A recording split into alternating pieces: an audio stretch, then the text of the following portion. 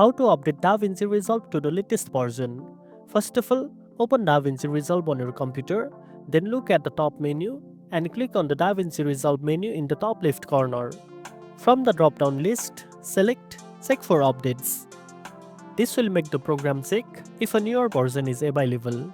If there is an update, a new window will appear showing the latest version details. You will see a button to download the update. Click on it and your browser will open the official DaVinci Resolve download page.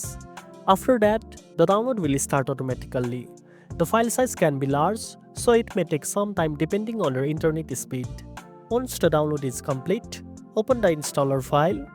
Follow the simple instruction on the screen to install the newer version.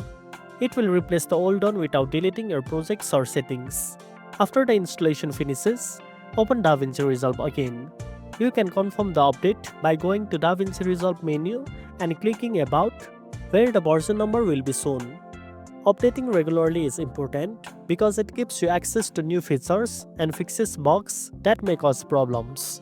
And that's it. Now you know how to update DaVinci Resolve to the latest version. If you found this video helpful, don't forget to like, share and subscribe for more tech tips. Thanks for watching and I'll see you in the next one.